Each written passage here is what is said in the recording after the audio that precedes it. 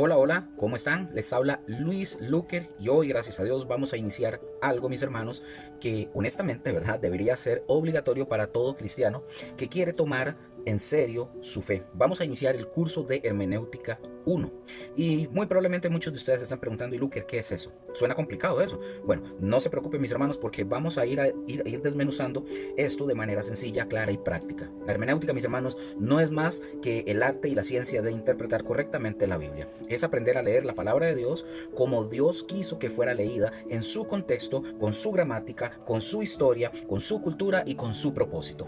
Porque aquí es donde radica el problema. Muchos creyentes leen la Biblia pero no la entienden. Y muchos que creen que la entienden en realidad la están malinterpretando. Y de ahí vienen las falsas doctrinas, los errores teológicos, las divisiones de la iglesia y las vidas que se desvían porque no entendieron lo que Dios dijo realmente. Y este curso, mis hermanos, es justamente para eso, para darle a usted las herramientas necesarias para que usted pueda estudiar la escritura por usted mismo, con confianza y con precisión. Ojo, y quiero que entiendan, no para que usted dependa de lo que otros dicen, sino que usted mismo pueda verificar, discernir y aplicar la palabra de Dios a su vida. Así que, mis hermanos, si ustedes están listos para dejar de ser un cristiano que solamente está escuchando y quiere ser un cristiano que empieza ya a ser de esos que investigan, que estudian, que crecen, pues acompáñenme, ¿verdad? Vamos a aprender juntos a interpretar correctamente la palabra de verdad. Iniciamos entonces, mis hermanos. Como dije, este es el curso de Hermenéutica 1, estamos en la primera lección. Como título vamos a poner, si ustedes gustan, deja de leer la Biblia mal, el error que casi todos cometen y cometemos. ¿Yo? Entonces vamos a iniciar y les hago la pregunta. ¿Alguna vez ustedes han sentido que ustedes leen la Biblia y usted no termina de entenderla? ¿O han escuchado predicaciones que a ustedes les suenan muy bonitas, pero algo dentro de ustedes les está diciendo que eso no cuadra del todo con lo que se está predicando? ¿O saben por qué hay tantas iglesias y tantas enseñanzas que son tan diferentes, todas diciendo que la Biblia los respalda? La respuesta, mis hermanos, es más simple de lo que parece. No sabemos interpretar correctamente las escrituras. Hoy, como dije, mis hermanos, iniciamos esta nueva materia que va a cambiar para siempre la manera en la que usted lee la Biblia. Esto no se trata, mis hermanos, de un curso más. No, esto se trata de aprender a escudriñar, a examinar, a investigar y a escarbar en la palabra de Dios como un minero, ¿verdad?, que busca oro. Porque hay oro que está ahí escondido, pero hay que cavar profundo para poder encontrar ese tesoro. Y yo les advierto desde este momento, desde ahora les advierto, esto no es para hacernos más orgullosos y más sabios, no. Esto es para conocer más a Dios. Y cuando usted y yo conocemos más a Dios, nunca más volvemos a ser las mismas personas. Entonces, bienvenidos, mis hermanos, hermanas, al curso de Hermenéutica 1, el arte de interpretar correctamente la palabra de Dios. Amén. Vamos a la primera sección de una vez. Vamos a ver la base de todo. ¿Por qué estudiar la Biblia? Aquí es esta pregunta. ¿Por qué estudiar la Biblia? Bueno, mis hermanos, vamos a dar inicio con este tema 1 para ir respondiendo. Y la primera pregunta que usted y yo tenemos que hacer, o mejor dicho, debemos de responder, es la más fundamental de todas. La pregunta es, ¿por qué es importante, o que digan, Luker, ¿por qué es importante el estudio de la Biblia? Bueno, para poder responder a esta pregunta vamos a ver dos textos en la Biblia que son clave. El número 1 es en Eclesiastés capítulo 12 versículo 9. Este es el ejemplo del predicador sabio. Vamos a ir desarrollando esto para que ustedes lo comprendan. Dice el texto: y cuanto más sabio fue el predicador, tanto más enseñó sabiduría al pueblo. E hizo escuchar, e hizo escudriñar, y compuso muchos proverbios. Eclesiastés 12:9. Fijémonos, mis hermanos, prestemos mucha atención en las palabras clave que encontramos en ese texto. Es escuchar y escudriñar. Ahora, vamos a hacer un análisis de estas palabras en hebreo. Ahora, voy a empezar haciendo unos análisis. No se preocupe si usted no sabe, más adelante va a aprender esto que yo voy a hacer. Usted lo va a aprender a hacer. Usted también va a poder escudriñar y hacer esto. Por el momento, no quiero que se asuste, no quiero que se sienta abrumado. Simplemente preste atención a lo que vamos a ver y usted esto lo va a aprender a hacer y la idea es que usted lo aprenda a hacer y lo pueda también enseñar. Vamos a ver las palabras claves que encontramos. Escuchar y escudriñar. Vamos a hacer el análisis de las palabras hebreas. La primera, hizo escuchar. Esta viene del hebreo isen, con Z. Isen, del Strong 238. Este, mis hermanos, es un verbo que proviene de la raíz osen, que significa oído. Esta está en una forma verbal hebrea que, repito, no se asusten por los términos, lo vamos a ir viendo, ustedes lo van a aprender. Está en su forma verbal del hebreo, o en la estructura gramatical piel perfecto en tercera persona singular. Ojo, masculino o tercera persona masculino en singular. Esta palabra expresa una acción intensiva y completada. Literalmente, si nosotros lo leemos, literalmente lo que dice es: hizo dar oído o hizo prestar atención. El predicador, mis hermanos, desde que habla de Eclesiastés, el predicador no solo hablaba, se aseguraba, según lo que estamos estudiando, se aseguraba de que el pueblo escuchara activamente. Amén. La otra palabra que vamos a ver es hizo escudriñar, del hebreo chiker, así, chiker, del hebreo del Strong 27:13. Este es el verbo clave. Está otra vez en la estructura gramatical, piel perfecto en tercera persona masculino singular. Significa, mis hermanos, examinar, investigar, explorar a fondo, escarbar. Es como un minero, como dijimos al inicio, es como un minero que excava en la tierra para poder encontrar un tesoro escondido. No es una observación superficial, es una búsqueda meticulosa, paciente, obsesiva hasta dar con la verdad. Ahora, hagamos como una especie de clic para poder entender la palabra chiker del hebreo. Imaginemos que usted o yo perdimos el anillo de bodas, ¿verdad? Lo perdimos en el jardín. Usted no solamente ve por encima así para ver dónde cayó el anillo. No, usted comienza a cortar el zacate, comienza a escarbar, usted mueve tierra, revisa cada hoja, no descansa hasta encontrar ese anillo. Eso es la palabra chiker. Así es como usted y yo debemos ir a la palabra de Dios. Ahora, pongan atención, el texto dice que el predicador hizo ambas cosas. Hizo que el pueblo escuchara y que escudriñara al mismo tiempo. Quiero que entiendan esto, no es suficiente escuchar pasivamente, hay que investigar activamente. Y aquí, mis hermanos, vemos que hay una enseñanza sumamente importante. El predicador, mis hermanos, no es solo el que está al frente en un púlpito exponiendo una palabra o dando una predicación. Cuando nosotros hablamos de predicador, nosotros podemos creer que nos estamos refiriendo únicamente a una persona que tiene un púlpito, a un pastor o a un maestro. Pero no, mis hermanos, no solamente es eso. El predicador puede ser cualquiera de nosotros, usted o yo, cualquiera de nosotros que comparte la palabra de Dios con otras personas. Usted puede ser un predicador en su casa, con su esposa, con sus hijos. Usted puede ser un predicador en su trabajo con un compañero de trabajo. Usted puede ser un predicador en un parque, en un bus o con sus vecinos. Y noten, ojo, pongan atención, noten lo que dice el texto. Cuanto más sabio fue, hablando del predicador, cuanto más sabio fue, tanto más enseñó sabiduría al pueblo. ¿Qué quiere decir esto? Que entre más sabiduría usted y yo lleguemos a conseguir o a obtener, más sabiduría vamos a poderle dar a aquellas personas a las que usted y yo le estamos compartiendo la palabra de Dios. Amén. Y la idea, mis hermanos, aquí de compartir la palabra de Dios, cuando usted y yo la exponemos, tiene un requerimiento. Y es este: el predicador requiere hacer de su mejor y mayor esfuerzo. ¿En qué, Luque? Estudiando, examinando, investigando y explorando. ¿Y para qué, Luque? Para poder adquirir sabiduría y además enseñar sabiduría. Aquí la pregunta clave es esta: si nosotros no estudiamos, si nosotros no nos esforzamos, si nosotros no examinamos y no investigamos, ¿dónde va a quedar la sabiduría? No va a haber sabiduría, simple y sencillamente. Si usted y yo queremos, mis hermanos, sabiduría de Dios, usted y yo tenemos que estudiar la palabra de Dios seriamente, sí o sí. De eso se trata justamente esta materia de hermenéutica. Amén. Segundo texto que vamos a ver, Juan capítulo 5, versículo 39. Aquí vamos a ver el mandato de Jesús. Dice el texto: escudriñad las escrituras. Aquí está hablando Jesús: porque a vosotros os parece que en ellas tenéis la vida eterna y ellas son las que dan testimonio de mí. Juan 5:39. Pongan mucha atención y fijémonos nuevamente que aquí aparece la palabra escudriñad.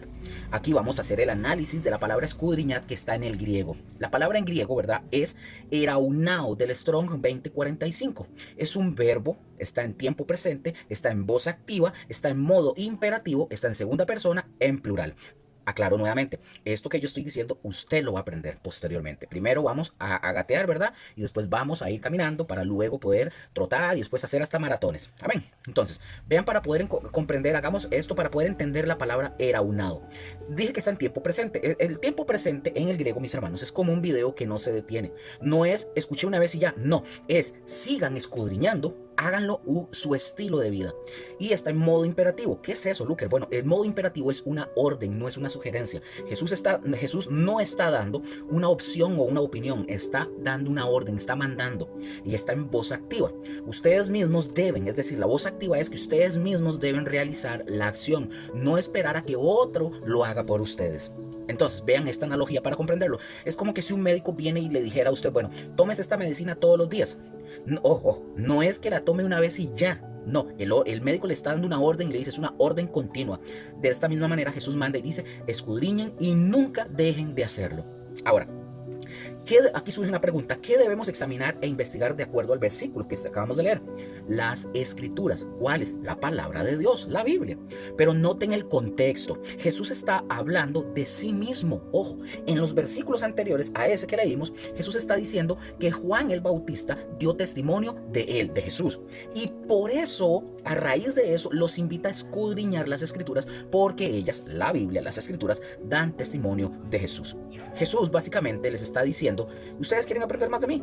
Investiguen las escrituras y van a saber más de mí, es lo que está diciendo. Y vean qué tremendo que es esto. Si ustedes, mis hermanos, ustedes o yo queremos conocer a Jesús, no es suficiente con solamente ir a la iglesia un sábado, un domingo, un jueves, un miércoles, el día que sea. No es suficiente escuchar predicaciones de su pastor favorito.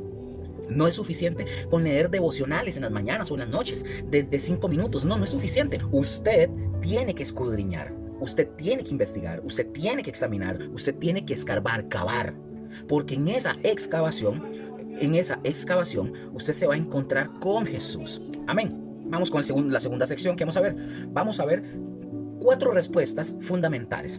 Ahora, mis hermanos, voy a responder a la pregunta del tema de manera más estructurada posible.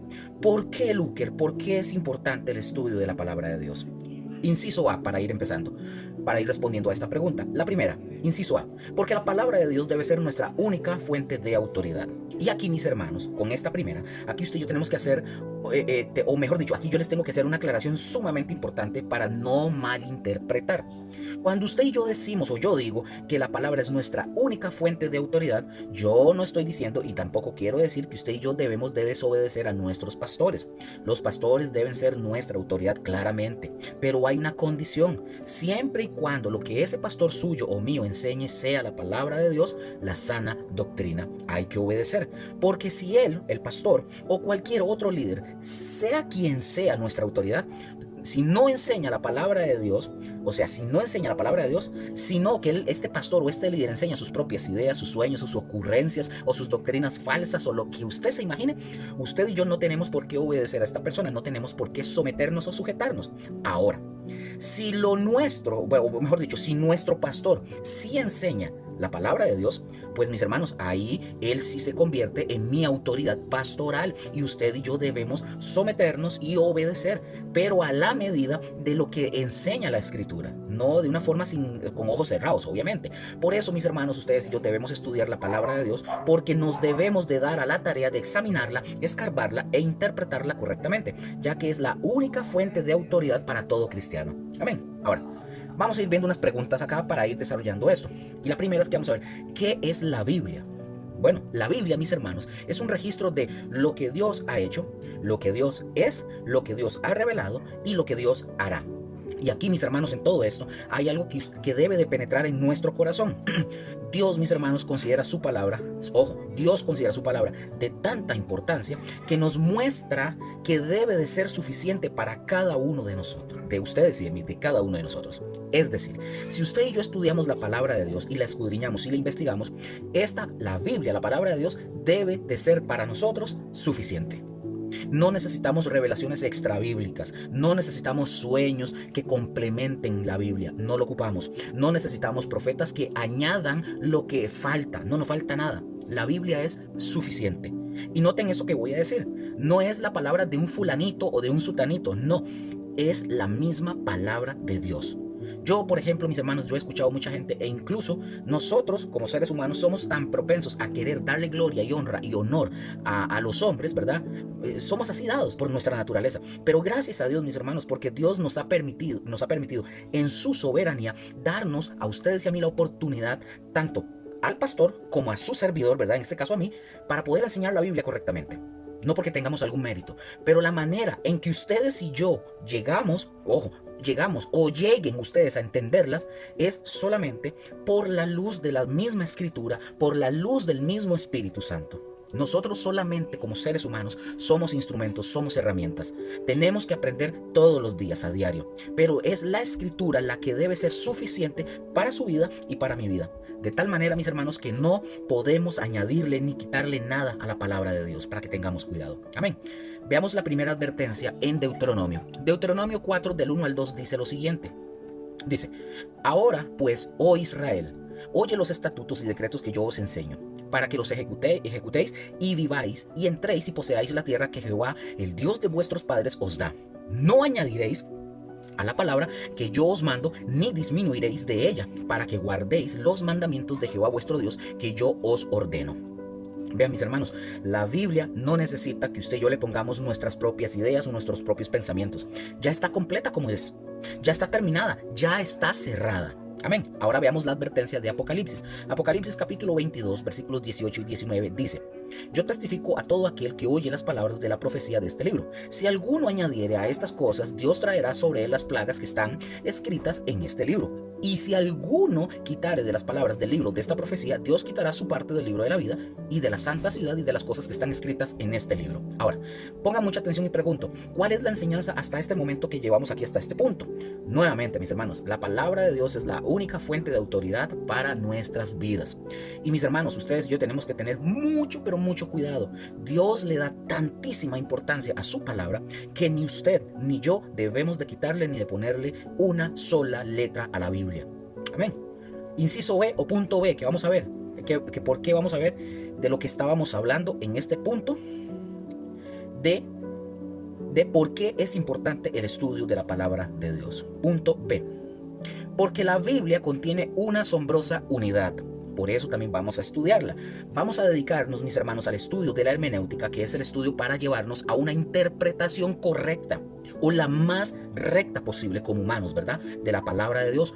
Y ojo, una de las cosas maravillosas que nosotros vamos a descubrir es que la Biblia contiene una asombrosa unidad. Es una colección de escritos que compaginan uno con otro en un mismo tema. En serio. Y aquí les pregunto, ¿saben ustedes cuál es el tema principal de toda la Biblia? ¿Cuál es el tema principal de la Biblia? Les respondo, el tema principal de la Biblia, mis hermanos, es la redención del hombre y el redentor, que es Jesucristo. Ese es el tema central de la Biblia desde Génesis hasta Apocalipsis. Todo apunta a eso. El Antiguo Testamento lo anticipa, los profetas lo anuncian, los sacrificios lo simbolizan y el Nuevo Testamento lo revela en la persona de Jesucristo. No existe, y quiero que esto se lo graben, no existe otro libro por el cual usted y yo debemos de conducirnos o de ir en pos de él. Es decir, la base de aprendizaje de cada uno de nosotros como creyentes, como cristianos, como hijos de Dios, es ser seguidores de Jesús, y de ser seguidores de Jesús debe ser solo la Biblia, nada más. Amén. Aquí en este punto, mis hermanos, voy a darles datos importantes con respecto a la Biblia. Número 1. Estos datos que usted, si usted no lo sabe, puede anotarlos. Se los recomiendo, apunte. Ahí el video va a estar siempre, usted lo va a poder ver una y otra vez, pero apunte para que usted tenga sus notas, que usted diga, mira tal cosa, que usted, lo que usted vaya viendo, usted lo anote, ¿verdad? Porque en la memoria todo se olvida. Número 1, datos importantes de la Biblia. ¿Cuántos autores tiene la Biblia? Tiene 48 autores. El periodo de escritura de la palabra de Dios completa fue de aproximadamente de unos 1600 años. ¿Cuántos libros encontramos nosotros en la Biblia? Encontramos 66 libros. 39 libros corresponden al Antiguo Testamento y 27 corresponden al Nuevo Testamento. Pongan atención. 48 autores diferentes, hombres de distintos o de diferentes profesiones y oficios, pastores, pescadores, médicos, reyes, sacerdotes, cobradores de impuestos, etcétera, etcétera. Personas que tenían culturas distintas, formas de pensar distintas, oficios completamente opuestos y que vivieron, no solo eso, en épocas separadas por más de 1000 años. ¡Wow! Entonces surge una pregunta importante. Luker, ¿cómo pueden 48 autores estar de acuerdo en un mismo tema si muchos ni siquiera se conocieron ni se vieron? Bueno, mis hermanos, para que usted y yo entendamos la magnitud de este milagro, porque es un milagro, hagamos un ejercicio mental. Imaginemos que usted y yo reunimos a 48 personas el día de hoy, ¿verdad? Un médico cirujano, un pescador sin estudios, un rey con todo el poder de un país, un pastor de ovejas, un cobrador de impuestos, ¿verdad? Que eran de los más odiados, ¿verdad? Un abogado, un adolescente, etcétera. Y les pedimos a estas personas que escriban cada uno por su cuenta sobre el tema. Ahora, sobre el tema, ¿qué es el amor? Ahora les pregunto, ¿cree usted cree que todos ellos escribirían lo mismo? ¿Ustedes creen que todos ellos los reunimos y van a escribir lo mismo? Imposible, mis hermanos. No van a escribir lo mismo. Cada uno haría o hablaría y escribiría desde su perspectiva personal, desde su experiencia o desde su educación. Pero mis hermanos, en la Biblia, 48 autores diferentes, ¿verdad? De distintas épocas a lo largo de un periodo de 1600 años. Diferentes culturas, diferentes idiomas, diferentes oficios, todos ellos escribieron sobre el mismo tema central, la redención del hombre por medio de Jesucristo. Y no solo eso, mis hermanos, sino que no se contradicen, no hay contradicción. Por ejemplo, el profeta Isaías, 800 antes de Cristo, habla del Mesías sufriente. El rey David, 1000 años antes de Cristo, habla de la resurrección de Cristo Jesús. El apóstol Pablo, 50 después de Cristo, explica el significado de esa muerte y de la resurrección de Cristo. Y todas estas encajan perfectamente. Eso, mis hermanos, por favor, eso humanamente es imposible. Solo hay una explicación para esto. Un mismo autor divino inspiró a todos estos escritores. Por ejemplo, vean esta analogía. Es como que si 48 músicos en diferentes siglos, sin conocerse entre ellos, compusieran cada uno una parte de una misma sinfonía y que al juntarlas formaran la pieza musical más perfecta jamás escrita. Básicamente, en esta idea, eso es la Biblia. Sin embargo, mis hermanos, todos concuerdan con el mismo pensamiento central, la redención del hombre y el redentor que es Jesucristo.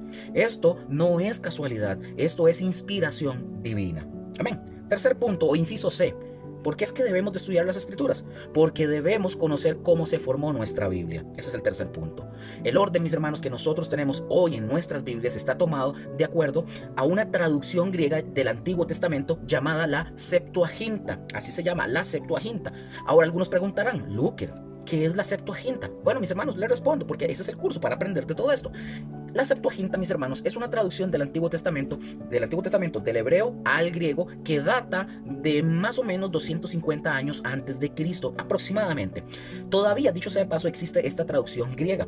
Esta fue hecha en Alejandría, en Egipto, por 72 más o menos, ¿verdad?, eruditos judíos. De ahí surge su nombre, Septuaginta, que significa 70, y por lo general, ¿verdad?, se abrevia con el número romano, que se lo voy a poner en pantalla, LXX, para decir que es 70 o Septuaginta, ¿verdad?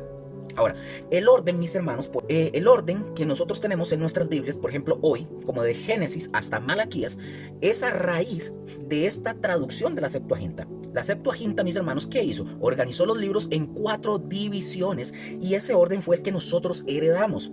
Quiero mostrarles, por favor, acá de una vez las 4 divisiones del Antiguo Testamento según la Septuaginta, ¿verdad? Vamos a ver, y yo no sé si usted se ha fijado, por ejemplo, en el Antiguo Testamento está dividido en 4 partes. ¿Cuál, Luker? Número 1, el Pentateuco. El Pentateuco va desde Génesis hasta Deuteronomio. De ahí hay 5 libros. Esa es la ley o la Torá. Número 2, encontramos los libros de historia. Estos van desde Josué hasta Esther. Ahí encontramos 12 libros, la historia del pueblo de Israel. Número 3, la siguiente división, poesía. Este va desde Job hasta Cantar de los Cantares. Ahí tenemos 5 libros, ¿verdad? Poesía y sabiduría. Y la división número 4 encontramos profecía. Esta va desde el profeta Isaías hasta Malaquías. Ahí encontramos 17 libros, los profetas mayores y los profetas menores. Ahora, conozcamos el trabajo de Jerónimo y la Vulgata Latina. Ya vimos, ¿verdad?, sobre la Septuaginta. Ahora conozcamos, ahora sí, el trabajo de Jerónimo y la Vulgata Latina. Ahora, la persona, mis hermanos, que realizó, ojo con esto, pongan mucha atención, la persona que realizó la traducción de la Vulgata Latina, o sea, la Biblia al latín, así se llama la Vulgata Latina, ¿verdad? Es la Biblia al latín. El hombre que tradujo esta Vulgata Latina fue un hombre llamado Jerónimo de Estridón, de más o menos del 347 al 420 después de Cristo. El trabajo de Jerónimo de Estridón fue un trabajo sumamente riguroso. Para el Antiguo Testamento, por ejemplo, él fue directamente a los manuscritos en hebreo y en arameo, para él poder hacer la traducción hacia el latín. Esto fue un avance enorme para la precisión como tal. Sin embargo, mis hermanos, para la estructura de la Biblia de él, sí adoptó el orden y las 4 divisiones que están en el, ¿verdad?, en el Pentateuco, en la historia, la poesía y la profecía, la que acabamos de ver. Él optó por ese orden que venía en la Septuaginta, que ya se usaba, dicho sea de paso, que ya se usaba la Septuaginta griega. Este orden, mis hermanos, este orden estructural es el que a través de la Vulgata heredaron, por ejemplo, nuestras Biblias en español. Ese es el orden que nosotros tenemos y están así igual. Amén. Ahora, otro punto, vamos a ver el orden de la Biblia hebrea, para que ustedes no se asusten. Si ustedes en algún momento de la vida llegan a escuchar o a ver alguna Biblia hebrea, el Tanaj o todo eso, no se asusten. Es diferente al orden que usted y yo tenemos en nuestras Biblias. Es diferente. Pero la Biblia hebrea, por ejemplo, tiene solamente 3 divisiones. Vimos que la Septuaginta tiene 4. Pero la Biblia hebrea tiene solamente 3 divisiones. ¿Cuáles, Luker? La número 1, la ley o la Torá, que va desde Génesis a Deuteronomio. Ajá. Ahora, número 2, los profetas, que se le llaman los Nevi'im, que incluye, pongan atención, estas incluyen algunos libros históricos y proféticos. Y está la tercera división, los escritos, los Ketubim, que va Salmos, Proverbios, Job y el resto de la historia y poesía. Ahora, pongan atención, en lugar de Pentateuco, en la Biblia hebrea, ellos le dicen ley o Torá, porque así es como se le llama en el hebreo. Luego, después de la ley o la Torá, vienen las escrituras, donde juntan ellos, en la Biblia hebrea, ellos juntan todo lo que nosotros separamos como historia y poesía. Un ejemplo de esto, por ejemplo, nosotros lo vemos en la misma Biblia cuando Jesús, en algunos casos, Jesús menciona y dice la ley y los profetas, como lo menciona en Mateo 5:17. Él está refiriéndose a estas divisiones hebreas, pero los libros que ustedes van a ver, tanto en la Biblia hebrea, aunque tengan solo 3 divisiones, como en la de nosotros, que tiene 4 divisiones, son los mismos libros, son los mismos. Amén. Seguimos. Los libros apócrifos, porque también esto hay que verlo. Los libros apócrifos, lo que no hay en la Biblia hebrea. De hecho, dicho sea de paso, los libros apócrifos o deuterocanónicos no están en la Biblia hebrea original. Eso no está en la Biblia, ni siquiera está en nuestra Biblia evangélica. No están esos libros. Son los libros que se le conocen como deuterocanónicos o apócrifos. Esos existen, por ejemplo, en la actualidad. Existen en la actualidad otros libros antiguos conocidos como apócrifos, como por ejemplo Tobías, Judith, Sabiduría, Eclesiástico, Baruch, Primera y Segunda de Macabeos, entre otro montón más. Todos estos libros, mis hermanos, fueron rechazados del canon porque no estaban en la Biblia original hebrea, empezando por ahí. Muchos dicen que la Biblia evangélica nosotros se los quitamos. No, ni siquiera estaban en la Biblia original hebrea. No estaban en la Biblia original hebrea. Número 2, porque contienen doctrinas erróneas que contradicen a los 66 libros que usted y yo tenemos en nuestra Biblia. Y número 3, fueron escritos en el periodo intertestamentario entre Malaquías y Mateo, y no tienen respaldo profético. Amén. Entonces, alguien preguntará, Luker, ¿y qué es eso, apócrifo? Bueno, apócrifo, mis hermanos, significa falso, fingido, erróneo, espurio, supuesto o ilegítimo. Cualquiera de estos puede significar apócrifo. Por ejemplo, la Iglesia Católica Romana, incluyó en su canon en el Concilio de Trento de 1546 los incluyó como una respuesta, ¿verdad?, en contra de la Reforma Protestante. Pero nosotros, mis hermanos, nos mantenemos con los 66 libros que son los reconocidos por la Biblia hebrea y por la iglesia primitiva. Amén. Amén. Avancemos. El cuarto punto del por qué tenemos o por qué debemos de estudiar las escrituras. Cuarto punto o inciso D, porque debemos conocer el idioma original de la Biblia. Ahora yo les pregunto a ustedes, ¿en qué idioma fue escrita la Biblia? La Biblia, mis hermanos, fue escrita en 3 idiomas principalmente. ¿Cuáles, Luker? El primero, en hebreo, casi todo el Antiguo Testamento. El segundo, arameo, algunas partes del Antiguo Testamento, por ejemplo en Daniel 2 al 7, Esdras 4 al 7 y algunos versículos en otros libros. Y el tercer idioma que encontramos en la Biblia es el griego, todo el Nuevo Testamento. Ahora, ya nosotros dijimos, mis hermanos, que la Biblia, su centro principal es hablarnos de la redención y del Redentor, que es Jesucristo. Pero también acá en este punto es importante entender, mis hermanos, que la Biblia tiene la finalidad de guiar a los hombres al conocimiento de Dios y a la dependencia total de nuestro Señor. Amén. Ahora, vamos a ver el propósito final de las Escrituras. Ahora vamos a ver aquí algunos puntos del propósito que tienen como fin las Escrituras. Primer punto, conocer a Dios. El deseo de Dios, mis hermanos, al darnos la Biblia, es que usted y yo lo conozcamos a Él. La finalidad es esa, que lo conozcamos ustedes y yo. Para eso es la Biblia, mis hermanos. Va a ser la guía para que usted y yo conozcamos al Dios de la Biblia, que se reveló a nosotros por la Biblia. Amén. Segundo, depender de Dios. Ese conocimiento, mis hermanos, nos lleva a depender completamente en Dios. Y si ustedes se fijan, no es mero conocimiento, no es solamente mero conocimiento. La idea es que ustedes y yo aprendamos a depender completamente de Dios. Y pensemos en ese Dios, mis hermanos, que, por ejemplo, cuando Adán y Eva cayeron y desobedecieron y entró el pecado, donde no había, Dios no abandonó al hombre. no lo dejó a la deriva. ¿Qué hizo Dios? Lo buscó, tomó la iniciativa. Dios buscó al hombre y le dio la promesa, o le dio una promesa de redención desde el principio, en Génesis 3:15. Imagínense que desde ahí nosotros vemos la línea de cómo Dios desde el principio habla de que el propósito de la Biblia es la redención del hombre y el redentor, que es Jesucristo. Amén. Pensemos e imaginemos esto. ¿Quién soy yo para que Dios se haya acordado de mí? ¿Quién soy yo o ustedes, verdad, para que Dios nos haya buscado cuando yo o ustedes estábamos perdidos en tantas cosas? ¿Quién soy yo? Y justo ahí, mis hermanos, es justo ahí donde usted y yo comencemos a conocerlo. Y el deseo de Dios es que ustedes y yo dependamos de Él. Ese es el plan de Dios, mis hermanos. Amén. Ahora, vamos a la siguiente sección. El autor de las Escrituras. Y surge nuevamente otra pregunta. Luker, ¿quién es el autor de las Escrituras? Mis hermanos, el autor de las Escrituras es Dios mismo. Él es el autor de las Escrituras. Este es otro punto sumamente vital y sumamente importante que usted y yo tenemos que aprender y tenerlo claro. Dios, mis hermanos, para que vayamos conociendo, Dios se reveló a los hombres para que, como número uno, los hombres tuvieran redención por medio de Jesucristo. Y número dos, pudiéramos conocer a Dios y acercarnos a Él y tener una comunión personal con Dios. Todas estas cosas, mis hermanos, son sumamente valiosas. Dios es el autor de la Biblia, el que hizo las Escrituras, es el que se reveló a los hombres e inspiró el mismo Dios a los hombres para que los hombres escribieran las Escrituras y para que a través de las Escrituras el hombre pudiera encontrar su redención en Jesucristo. Entonces aquí les pregunto a ustedes, ¿ustedes creen que nosotros, pecadores, merecíamos esto? Absolutamente no lo merecíamos, pero Dios lo hizo para que usted y yo tuviéramos redención. No hay manera, mis hermanos, en que nosotros pudiéramos salvarnos por nosotros mismos. No había opción ni manera. No hay forma en que nosotros nos podamos rescatar a nosotros mismos, pero Dios nos mandó al rescatador y redentor nuestro, y ese es Jesucristo. Y ahí está el primer punto. Nosotros lo vemos en las Escrituras. Y el segundo punto, mis hermanos, es que Dios también quería que usted y yo lo conociéramos. Y aquí pregunto de nuevo, ¿cómo lo vamos a conocer si el pecado nos aleja de Dios? ¿Cómo podríamos conocerlo, verdad? ¿Y cómo podríamos conocerlo? ¿Saben ustedes cómo? Solamente recibiendo la redención podemos llegar a conocerlo.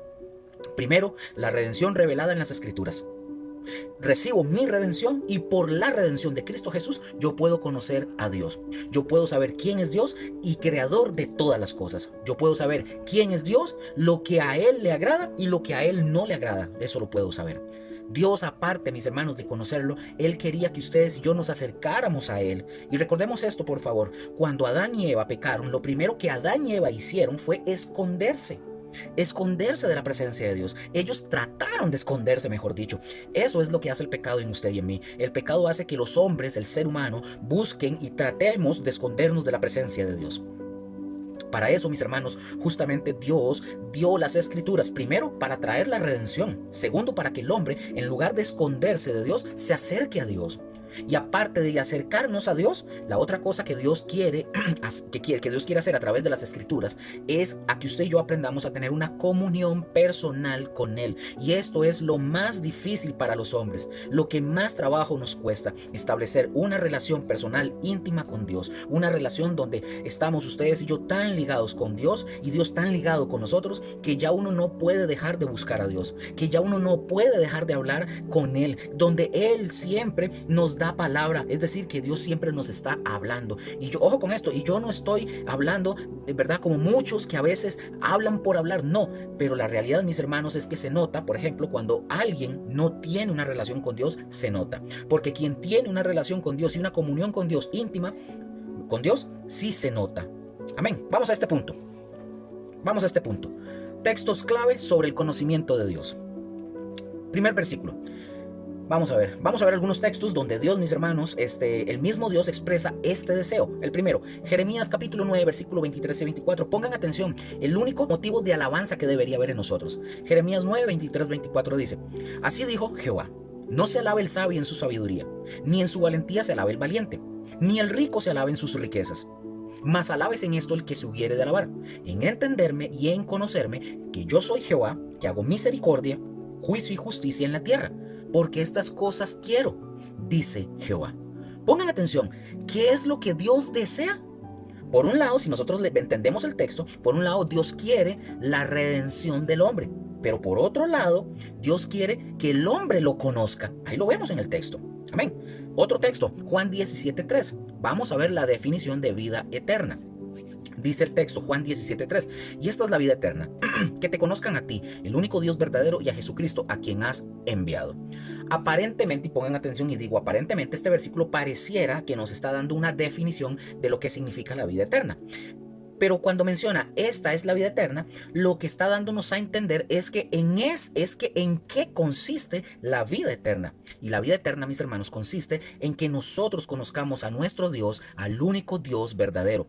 Por eso, mis hermanos, desde ya, iniciando este curso hoy, desde ya usted y yo tenemos que entenderlo. Hasta el día que llegue el momento en que nosotros partamos con nuestro Dios y podamos estar por toda la eternidad al lado de nuestro Señor, nosotros vamos a ir conociéndolo de una manera limitada, porque somos limitados humanamente en nuestra mente, en nuestro cuerpo, que aún es corrupto y pecaminoso. Pero cuando el Señor venga, mis hermanos, y nos transforme, dice la palabra de Dios que vamos a conocer a Dios tal como Él es. Primera de Juan 3:2. Amén. Ahora, en este punto, mis hermanos, quiero hacer una advertencia que es sumamente necesaria. Dios, mis hermanos, no dio a los hombres las escrituras para que los hombres se vanagloríen o se vanagloriaran en el conocimiento de las escrituras. Dios dejó y dio las escrituras para que lo conocieran a través de las escrituras, para que usted y yo tengamos salvación y dependiéramos totalmente de Dios. Por ejemplo, yo me he dado cuenta de personas que en algún momento han terminado un instituto bíblico y van y comienzan y se inflan y van y lo presumen con tanta vanagloria que ya ellos llegan a un punto que no funcionan como debería de ser. Y reitero, no se trata de estudiar por estudiar y recibir un cartoncito, un titulito. No, mis hermanos, el papel que a ustedes y a mí nos debe de dar gozo y de importar es aquel que usted y yo vamos a recibir cuando lleguemos a la presencia de Dios. Porque ese sí va a ser el verdadero certificado con el cual nosotros pasamos a la presencia de Dios. La verdadera graduación, mis hermanos, es cuando nos enfrentemos cara a cara con Jesús. Esto solamente aquí en la tierra nos ayuda para la vida cristiana, no para ponernos orgullosos y vanagloriosos, porque cuando una persona se pone soberbia por el conocimiento, ahí es donde a mí me surge la pregunta: ¿dónde echó todo lo que se le enseñó, todo lo que este hombre aprendió en el instituto? ¿Dónde está? Entonces, mis hermanos, debemos ser como Jesús dijo: sean como yo, dijo Jesús, mansos y humildes de corazón. Mateo 11:29. Entonces, le recomiendo a usted que está iniciando hoy, póngale ganas al curso, no renuncien, porque esto tiene otro propósito en nuestras vidas: la formación del carácter, formar un carácter en nosotros y un carácter útil. Y aún para poder estudiar esta materia, mis hermanos, de hermenéutica, ustedes se van a dar cuenta que se ocupa un carácter y una actitud correcta. Amén. Entonces, veamos la actitud correcta ante la Biblia. Aprendamos esto, pongan atención. La Biblia, mis hermanos, la Biblia en nuestra vida debe estar fuera de toda discusión. Y quiero repetir esto: la Biblia en nuestra vida tiene que estar fuera de toda discusión. ¿Qué quiero decir con esto?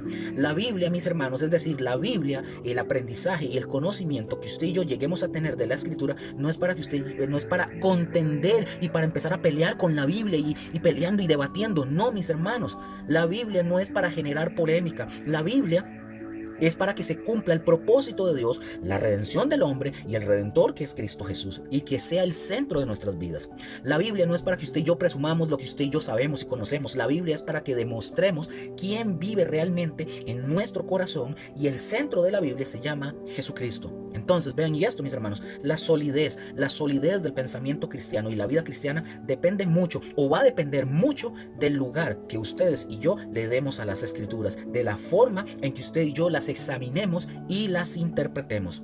Otra vez digo, el centro principal es Jesucristo. El centro principal no es la necesidad suya o mía, no es la enfermedad, no es el problema económico, no es la depresión. La Biblia, quiero que entiendan, no es antropocéntrica.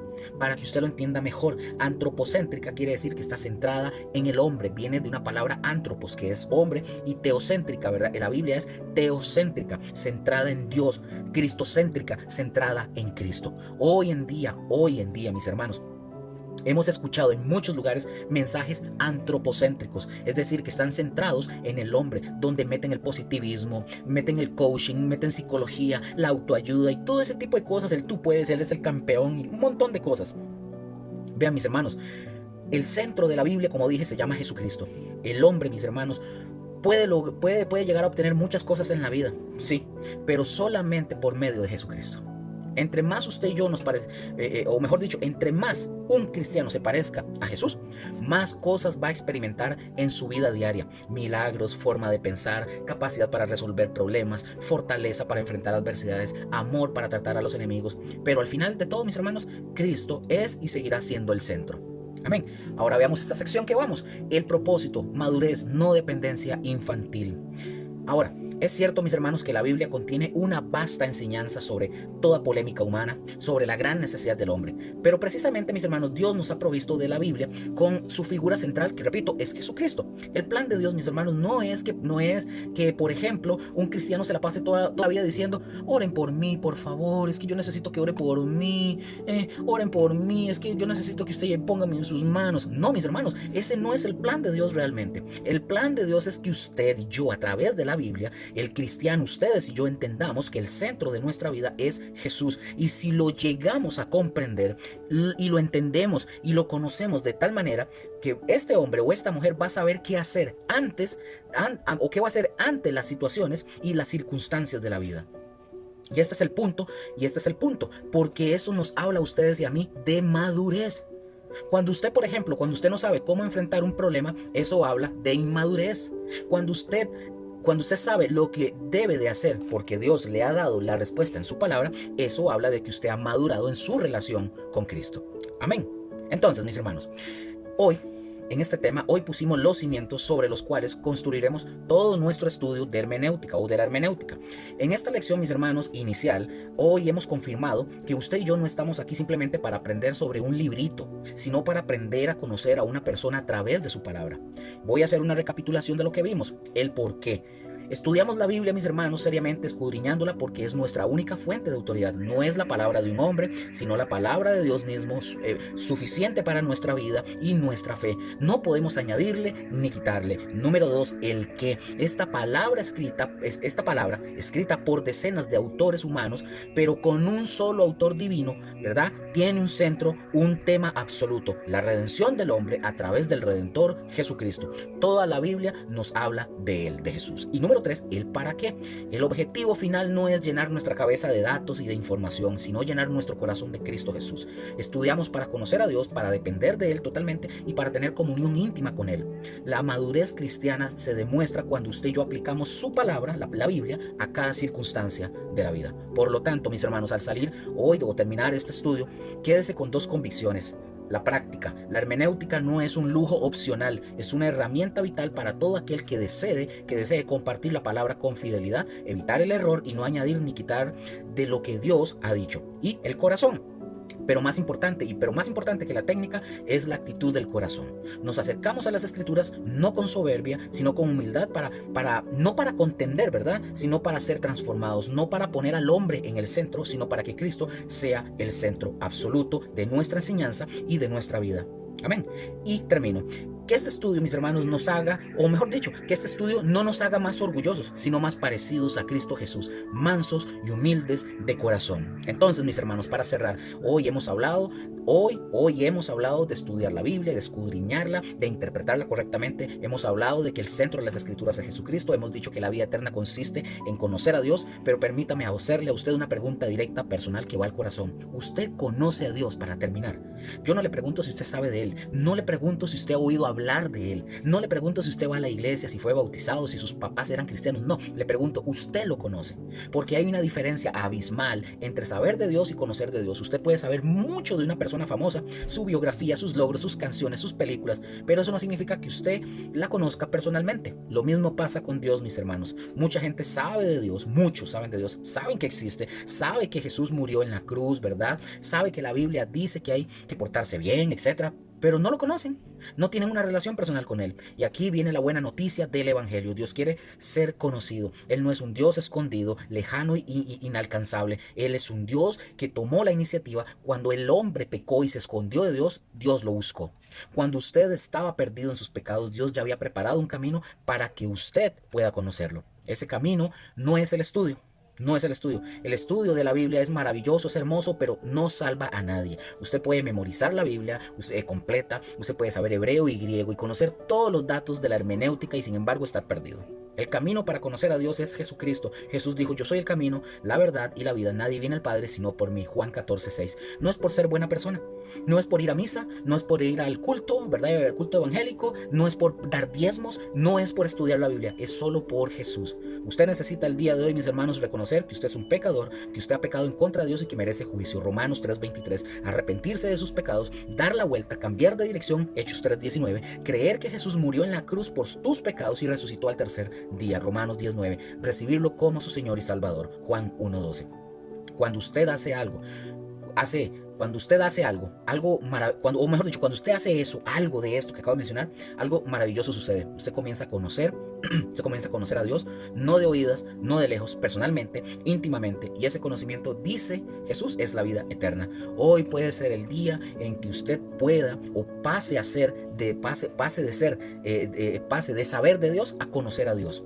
Si desea hacerlo, mis hermanos, hágalo con toda confianza. Busca al Señor, déjelo, arrepiéntase. Él está esperando que usted vuelva a verlo a Él. Amén. Entonces, vean, mis hermanos, nos vemos en la siguiente lección y que el Señor me los continúe bendiciendo. No pierdan, o mejor dicho, síganos y no se pierdan los demás cursos y demás temas que estamos tocando aquí en el canal. El Señor me los continúe bendiciendo, sigan adelante y no aflojen, estudien y échenle ganas. El Señor me los continúe bendiciendo. Amén. Bye bye. Les amamos.